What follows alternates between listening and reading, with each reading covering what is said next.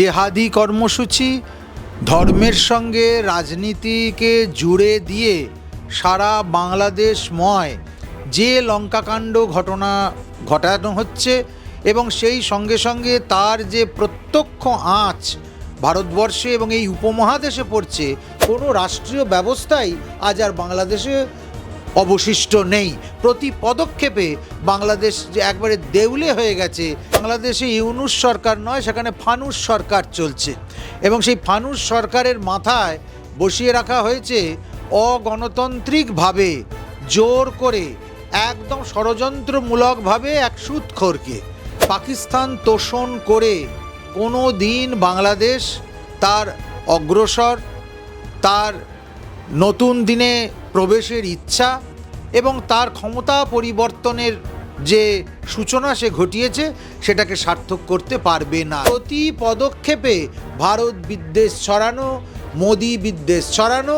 আমি বলবো এটা একদিক থেকে ভালো, মোদির হাত আরও শক্ত হচ্ছে এবং সারা পৃথিবীতে মোদির গ্রহণযোগ্যতা যে সত্যি সত্যি বেড়েছে এবং তাকে যে এই মুসলিম সমাজ ভয় পায়, এটা একদম হাতে কলমে প্রমাণিত হয়ে যাচ্ছে। আফগানিস্তানের থেকেও খারাপ হবে বাংলাদেশের অবস্থা, কারণ আফগানিস্তানের যে সমস্ত মানুষগুলো আছে তারা প্রকৃতিগতভাবে অনেকটা কঠোর, তবুও তসলিমার কলম থামিয়ে দিতে তারা পারেনি। তসলিমার কলম থামানো যাবে না। সম্প্রতি বাংলাদেশের কিছু ঘটনা আবারও বলতে পারি যে বাংলার হেডলাইনে পড়েছে এবং তেমনই একটি ঘটনা ইতিমধ্যে দেখা যায় যে ভারতীয় আগ্রাসন প্রতিরোধে লং মার্চ, এটি বাংলাদেশের তরফ থেকে করা হচ্ছে গরু জবাই করে জিয়াফত। এই যে ঘটনাটি, যেখানে প্রধানমন্ত্রীর নামে গরুর নাম রেখে সেখানে তাকে লং মার্চ করিয়ে জবাই দেওয়ার বিষয়টি, মানে সম্পূর্ণ বিষয়টিকে আপনারা কি নজরে দেখছেন?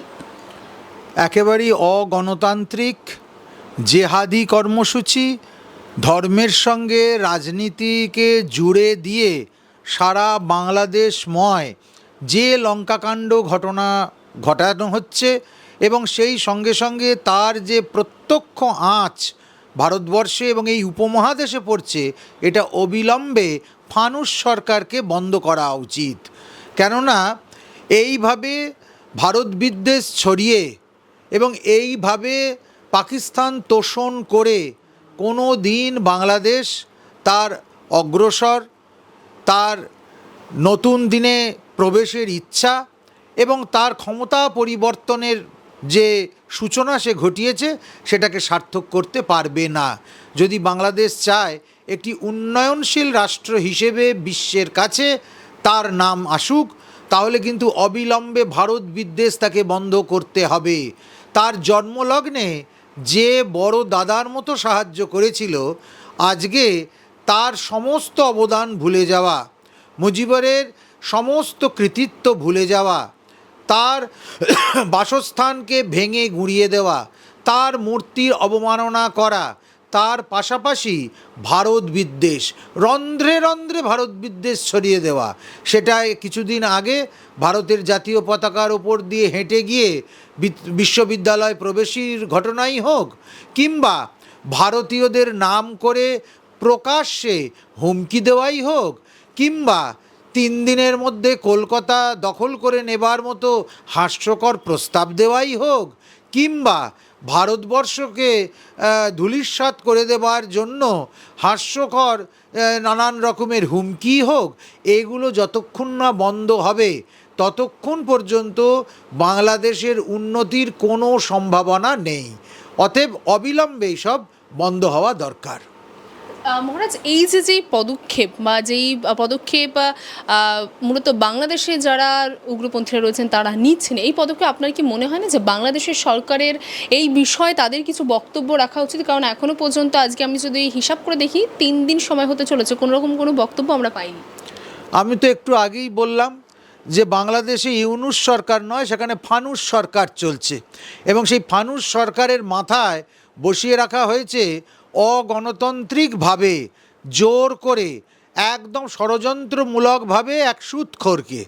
সে সেখানে বসে তার সারা জীবনের কৃতিত্ব দিয়ে যে শান্তির নোবেল পেয়েছিল সেই নোবেল পাওয়ার পর থেকেই বাংলাদেশের ক্ষমতা হাতে নেবার পর সে দেখিয়েছে যে কিভাবে সে এই পদকটির সে অযোগ্য। অতএব অশান্তি বাঁধাতে তার চেয়ে পটু আর কেউ নেই। সবচেয়ে হাস্যকর ব্যাপার হচ্ছে যে আজ পর্যন্ত একটাও তার বিবৃতি এলো না, এবং এই লং মার্চ করিয়ে গরুটাকে নিয়ে গিয়ে তাকে জবাই করে একদম প্রতীকী উপায়ে হিন্দু এবং হিন্দুত্বের বিরুদ্ধে যে এজেন্ডা তারা রাখতে চাইল, যে হুমকি তারা দিতে চাইল, এটা কিন্তু ভবিষ্যতে বাংলাদেশকে চরম ক্ষতির মুখোমুখি করে দেবে। কোথাও পররাষ্ট্রনীতির উপরে তো প্রভাব ফেলছে না, একটা নিশ্চিতভাবে প্রধানমন্ত্রীকে নিয়ে এই ধরনের কাজ করা একদম অভব্য আচরণ, যেখানে তার পাশের প্রতিবেশী রাষ্ট্র এবং এত বড় একটা গণতান্ত্রিক রাষ্ট্র, সেখানকার প্রধানমন্ত্রীর নাম নিয়ে তির্যক করা এবং সেই নামকে একটা গরুর নামের সঙ্গে, গরুর পরিচিতির সঙ্গে যুক্ত করে দেওয়া এবং প্রতি পদক্ষেপে ভারত বিদ্বেষ ছড়ানো, মোদি বিদ্বেষ ছড়ানো। আমি বলবো এটা একদিক থেকে ভালো, মোদির হাত আরও শক্ত হচ্ছে এবং সারা পৃথিবীতে মোদির গ্রহণযোগ্যতা যে সত্যি সত্যি বেড়েছে এবং তাকে যে এই মুসলিম সমাজ ভয় পায়, এটা একদম হাতে কলমে প্রমাণিত হয়ে যাচ্ছে। শুধুমাত্র এটাই নয়, আমরা জানি যে ইতিমধ্যে যে 21শে মূলত বইমেলা, অর্থাৎ 21শের যে বইমেলা আছে সেই বইমেলা নিয়েও ইতিমধ্যে উত্তপ্ত পরিস্থিতি। কোথাও কি যে যারা আত্মবলিদান দিয়েছিল এই ভাষার জন্য, বা বলতে পারেন যে ভাষাকে কেন্দ্র করে যে বইমেলা, তাদের সেই আত্মবলিদানকেও কি ভুলিয়ে দেওয়ার চেষ্টা? আসলে বাংলাদেশ একটা বেইমান ঐতিহ্য অচেতন দেশ। না হলে যে দেশ মুজিবরের আত্মবলিদান ভুলে যেতে পারে, ভাষা শহীদদের আত্মবলিদান ভুলে যেতে পারে, তারা কেবলমাত্র শরীয়তি আইনেই চলবে এবং প্রাণপণে ঝুঁকছে ইসলাম রাষ্ট্র ঘোষণার দিকে, সেই অনুযায়ী চলছে। যারা আজ থেকে 500 বছর আগে ফিরে গিয়ে আবার পর্দা প্রথা চালু করতে চায় মা বোনেদের উপরে, সেই দেশকে আর কি বলা যেতে পারে? কতখানি আহাম্মক না হলে এইভাবে স্রোতের উল্টো দিকে কেউ চলতে পারে এবং কেউ তার সুর বাঁধতে পারে? কোনো রাষ্ট্রীয় ব্যবস্থাই আজ আর বাংলাদেশে অবশিষ্ট নেই। প্রতি পদক্ষেপে বাংলাদেশ যে একবারে দেউলে হয়ে গেছে। কি কৃষ্টি, কি সংস্কৃতি, কি অর্থনীতি আর রাজনীতি তো বটেই, অন্যের কাছে বিকিয়ে যাওয়া একটা শূন্য রাষ্ট্রে পরিণত হয়েছে বাংলাদেশ। শুধুমাত্র এটাই নয়, আমরা দেখলাম এই বইমেলাকে কেন্দ্র করে ইতিমধ্যে তসলিমা নাসরিনের যে গ্রন্থ চুম্বন, তাকে কেন্দ্র করে তাকে সম্পূর্ণভাবে সেই স্টলকে ভেঙে গুড়িয়ে দেওয়ার প্রথমে অনেক হুমকি আসে, পরবর্তী সময় আমরা যেটা দেখলাম যে সেই বইকে সরিয়ে ফেলতে বাধ্য করা হয়েছিল এবং সেখানে আত্মরক্ষা পায়নি। অর্থাৎ যে স্টলের কথা বা যে স্টলকে কেন্দ্র করে বারংবার তারা হুমকি দিচ্ছিল, সেখানেও হুমকি তার যে হুমকি তারা দিয়েছিলেন ভেঙে ফেলবেন, সেই কাজ তারা করেন। এবং তারপরে দেখা যায় যে যে স্টলে যিনি রয়েছেন, অর্থাৎ যে অভিনেত্রীর স্বামী, তাকে কোনো রকমের পুলিশ নিয়ে যে হেফাজতে রাখে, অর্থাৎ নিরাপত্তার স্বার্থে নজরবন্দি রাখা হচ্ছে গোপন আস্তানায়। এমন পরিস্থিতির সৃষ্টি হচ্ছে যে গোপন আস্তানায় তাদেরকে থাকতে হচ্ছে একটা বই প্রকাশকে কেন্দ্র করে। তাহলেই বোঝা যাক যে কীরকম অবস্থা। একসময় স্যাটানিক ভার্সেস নিয়ে সলমান রুশদির বিরুদ্ধে এইভাবেই তাবৎ ইসলাম মুসলিম সমাজ খাপ্পা হয়ে উঠেছিল। শুধু তাই নয়, তসলিমাকে তার মাতৃভূমি ছাড়তে হয়েছে এই একই কারণে, আমার মেয়েবেলা লেখবার অপরাধে। শুধু তাই নয়, তসলিমার প্রতি বারবার কিন্তু ইসলামী রক্তচক্ষু একদম তির্যক দৃষ্টি দিয়েছে, তবুও তসলিমার কলম থামিয়ে দিতে তারা পারেনি। তসলিমার কলম থামানো যাবে না। এবার আমরা দেখছি তসলিমা নাসরিনের সঙ্গে সঙ্গে যে এই ঘটনায় যিনি আহত, মূলত বলতে পারেন যে এর মধ্যে অভ্যন্তরীণ হয়ে রয়েছেন, তিনি হলেন বাংলাদেশে আরও একজন অভিনেত্রী এবং প্রকাশক সঞ্জনা মেহরান। তার যে সব্যসাচী যে স্টল, সেই স্টলকেও ভেঙে ফেলে দেওয়া হচ্ছে। আসল কথা এটা মনে রাখতে হবে, বাংলাদেশে কিন্তু একটা বিরাট পরিবর্তন চলছে এবং সেই পরিবর্তনটা সবচেয়ে বেশি হচ্ছে কৃষ্টি এবং সংস্কৃতির ওপরে। বাংলাদেশের যে কৃষ্টি সংস্কৃতি তা হচ্ছে বাঙালি কৃষ্টি, বাঙালি সংস্কৃতি। বাঙালি মানে কিন্তু শুধু হিন্দু নয়, বাঙালি বলতে বাঙালি মুসলমানরাও তার মধ্যে আছে, কিন্তু গোটা বাঙালি সংস্কৃতিটাই আজকে বাংলাদেশে বিপন্ন। আর তার পুরো দায়টা বহন করতে হবে কিন্তু ভারতকেই। কেননা ভারতবর্ষের মধ্যে এই পশ্চিমবঙ্গেই বাঙালি কৃষ্টি এবং সংস্কৃতি চলমান, সপ্রাণ, এবং এখানে ভয়হীন সংস্কৃতি চলে। স্বভাবতই আমাদের ওপর এই দায়টা এসে যাচ্ছে, অনায়াসে এই দায়টা এসে যাচ্ছে যে বাঙালির কৃষ্টি, বাঙালির সংস্কৃতি, বাঙালির প্রজ্ঞা, বাঙালির অস্মিতা, সে হিন্দু হোক, মুসলমান হোক, শিখ, খ্রিস্টান, পার্সি, যাই হোক না কেন, যে বাংলা ভাষায় কথা বলে সেই বাঙালি। আমরা যদি এইটাকে মেনে নিই এবং অখণ্ড বাংলায় যে সাংস্কৃতিক পরিমণ্ডল ছিল, আজ বাংলাদেশে সেটা সম্পূর্ণ ধ্বস্ত হয়ে গেছে। বাঙালির বার ব্রত, তার নাচ গান, তার স্থাপত্য শিল্প, তার লোকাচার, তার দেশজ আচার, তার সমস্ত পন্থাগুলো এক এক করে সব স্তম্ভগুলো ভেঙে পড়ে গেছে। তার দায় কিন্তু সম্পূর্ণ আমাদের কাঁধে চলে যাচ্ছে এবং পশ্চিমবঙ্গই আগামী দিনে পথ দেখাবে। একমাত্র বাংলা কৃষ্টি, বাংলারই সংস্কৃতি, বাংলা ভাষা এবং বাঙালি মন মানসিকতার একদম জাজ্জল্যমান প্রতিভূ হয়ে উঠবে এই পশ্চিমবঙ্গ। সেই দিকেই এগোচ্ছে। কারণ এমনিতেই ইসলাম স্থাপত্যকে মর্যাদা দেয় না, ওরা মূর্তি বিরোধী, ওরা সঙ্গীত কলা তাকে মর্যাদা দেয় না।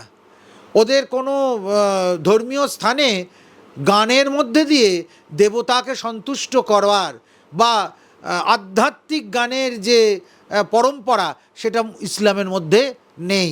স্বভাবতই বাঙালি গান, বাঙালি ভজন, বাঙালি রীতিনীতি, সেটা সম্পূর্ণই পশ্চিমবঙ্গের বাঙালিদেরকেই বহন করতে হবে। নিশ্চিতভাবে পড়ছে, নিশ্চিতভাবে পড়ছে। এবং অধিকাংশ বাঙালি সাহিত্যিকরা সেই দেশভাগের সময় তারপরে সব এদেশেই পালিয়ে এসেছে এবং এখানেই তারা নতুন করে তাদের কৃষ্টি সংস্কৃতির আসন বিছিয়ে বসেছে। তাহলে কি আমরা বাংলাদেশে পরবর্তী সময় উর্দু সংস্কৃতি দেখব? একদম। শুধু উর্দু সংস্কৃতি বললে ভুল হবে। উর্দু অনেক ঋদ্ধ সংস্কৃতি আছে, আমরা ওখানে জেহাদি সংস্কৃতি দেখব। বাংলাদেশ জেহাদি সংস্কৃতির দিকে, বাংলাদেশ দেউলিয়া সংস্কৃতির দিকে এগিয়ে যাচ্ছে। আফগানিস্তানের থেকেও খারাপ হবে বাংলাদেশের অবস্থা।